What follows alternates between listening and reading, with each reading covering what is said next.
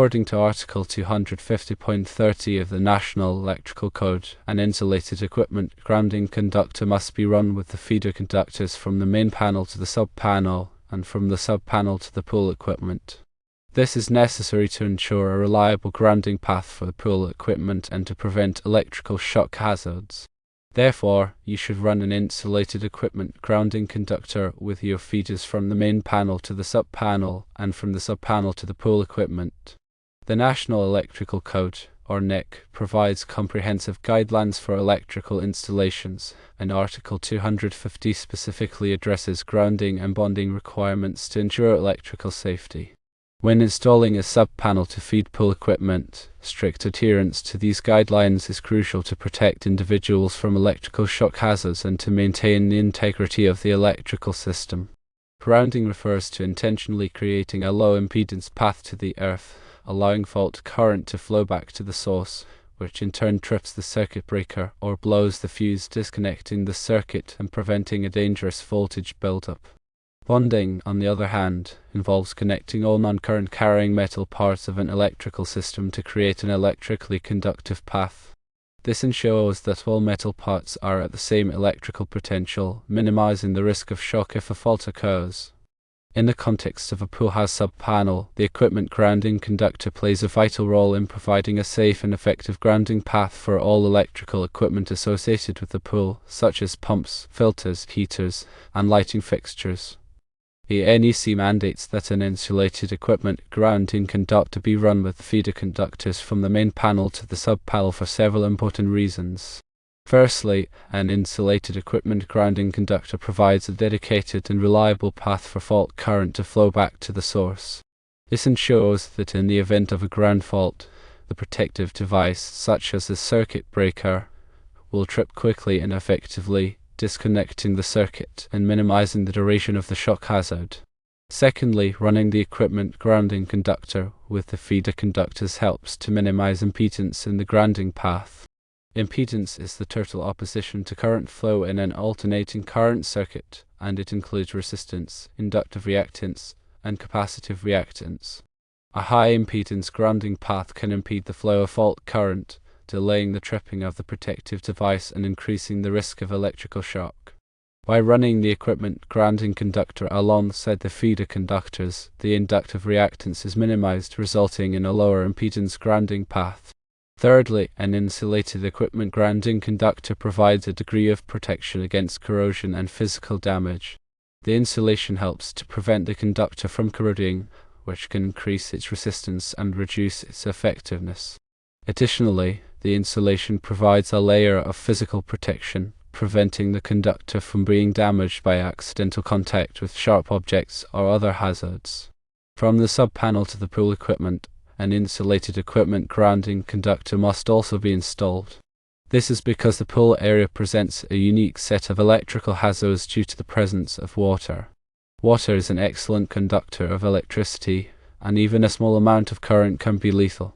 By ensuring that all pool equipment is properly grounded, the risk of electrical shock in the pool area is significantly reduced. The equipment grounding conductor should be sized according to the requirements of the NEC, based on the size of the feeder conductors. Table 250.122 of the NEC provides guidance on the minimum size of equipment grounding conductors for various sizes of feeder conductors.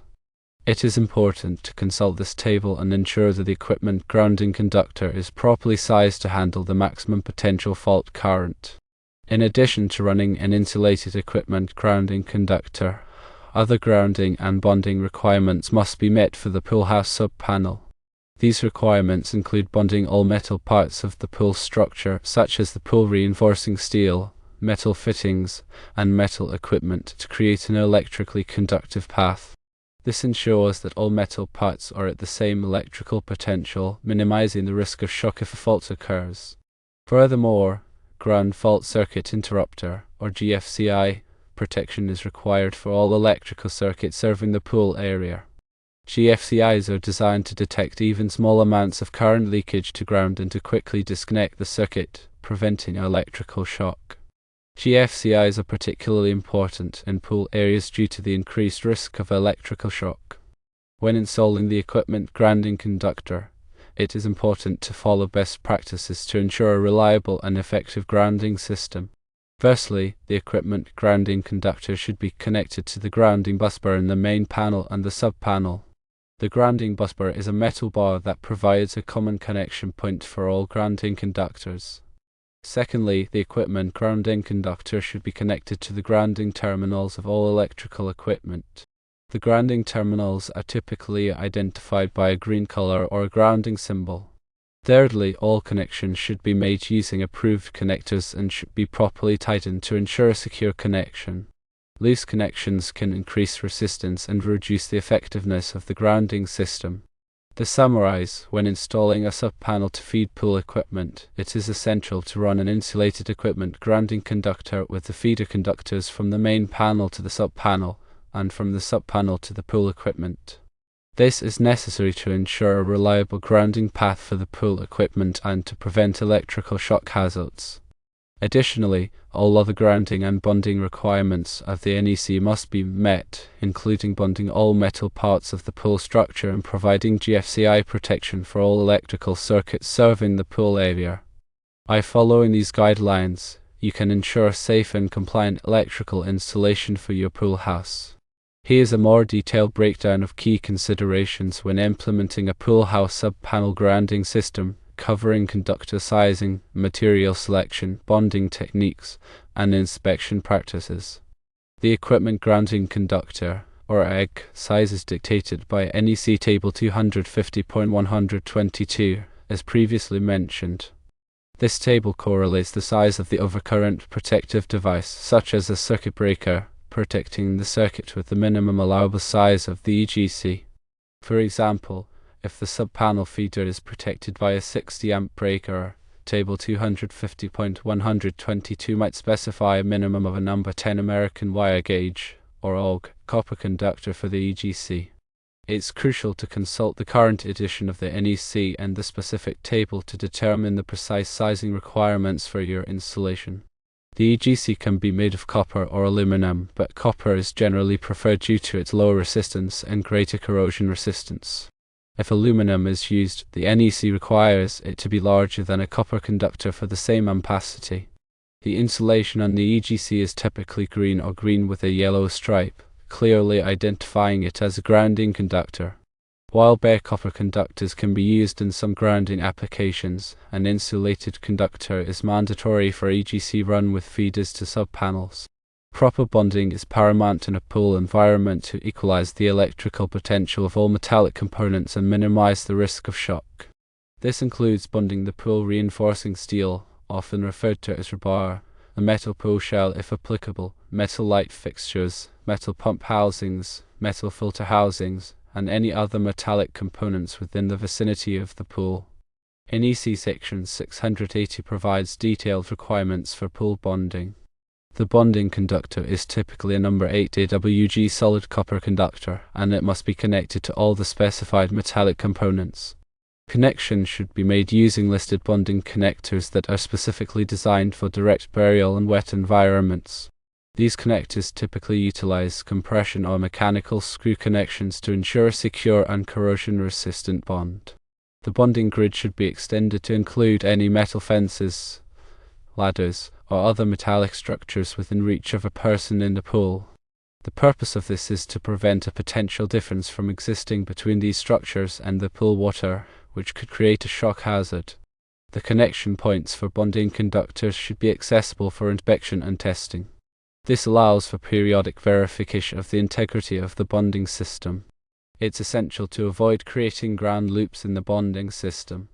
A ground loop occurs when multiple grounding paths exist for the same piece of equipment. This can lead to circulating currents in the grounding system, which can cause nuisance tripping of GFCIs and increase the risk of electrical interference. To avoid ground loops, the bonding grid should be connected to the equipment grounding conductor at a single point. GFCI protection is a critical safety measure for pool circuits. GFCIs are designed to detect small imbalances in current flow, indicating a leakage current to ground. When a leakage current is detected, the GFCI trips the circuit, cutting off power and preventing electrical shock. The NEC requires GFCI protection for all 120 volts through 240 volts receptacles within a certain distance of the pool, typically within 10 feet. GFCI protection is also required for underwater lighting and for electrical equipment associated with the pool, such as pumps and heaters. GFCIs should be tested regularly to ensure they are functioning properly. A test button is typically provided on the GFCI device, which simulates a ground fault and causes the device to trip. It's recommended to test GFCIs at least once a month. In addition to GFCIs, equipotential bonding helps to minimize voltage gradients in the pool area. Voltage gradients occur when a fault current flows through the ground, creating a voltage difference between different points in the ground. Equipotential bonding helps to equalize the voltage potential in the pool area, reducing the risk of electrical shock. The equipotential bonding grid should be extended to include all conductive surfaces within reach of a person in the pool, such as the pool water itself, the pool deck, and any metal structures. A qualified electrical inspector should inspect the pool electrical system to ensure compliance with the NEC and local codes. The inspection should include verification of proper grounding and bonding, GFCI protection, and wiring methods. Any deficiencies identified during the inspection should be corrected before the pool is put into service. Periodic inspections should be conducted to ensure the continued safety of the pool electrical system. These inspections should be performed by a qualified electrician who is familiar with pool electrical requirements. Documenting the installation process is essential for future reference and troubleshooting. Maintain records of all wiring diagrams, equipment specifications, and inspection reports. These records can be helpful in identifying potential problems and ensuring that the electrical system is properly maintained. Proper labeling of electrical components is also important. Clearly label all circuit breakers, switches, and receptacles to indicate their function. This helps to prevent accidental disconnection of critical circuits. In summary, grounding a pool house subpanel requires a comprehensive approach that addresses conductor sizing, material selection, bonding techniques, GFCI protection, and inspection practices. By following the requirements of the NEC and local codes, you can ensure a safe and reliable electrical system for your pool. Remember to always consult with a qualified electrician to ensure that your installation meets all applicable requirements. They can provide expert guidance and ensure that your pool electrical system is installed safely and correctly. Consider the environment of the pool house when selecting electrical equipment and wiring methods. Pool houses are often exposed to moisture, humidity, and chemicals, which can corrode electrical components. Use corrosion-resistant materials and wiring methods to protect against these environmental factors. Consider using PVC conduit for underground wiring runs, as it is resistant to corrosion and moisture. Use weatherproof enclosures for electrical equipment located outdoors or in damp areas. Choose lighting fixtures that are specifically designed for wet locations. Educate pool users about electrical safety. Inform them about the dangers of using electrical appliances near the pool and the importance of avoiding contact with electrical equipment when wet. Post warning signs around the pool to remind users of electrical safety precautions. Encourage pool users to report any electrical problems or concerns to a qualified electrician. Regular maintenance of the pool electrical system is essential to ensure its continued safety and reliability. Inspect electrical equipment regularly for signs of damage or corrosion. Replace damaged or worn electrical components promptly. Test GFCIs regularly to ensure they are functioning properly. Keep the pool area clean and free of debris to prevent damage to electrical equipment. By following these guidelines, you can create a safe and enjoyable pool environment for yourself and your family. Remember that electrical safety is paramount, and it's always best to err on the side of caution.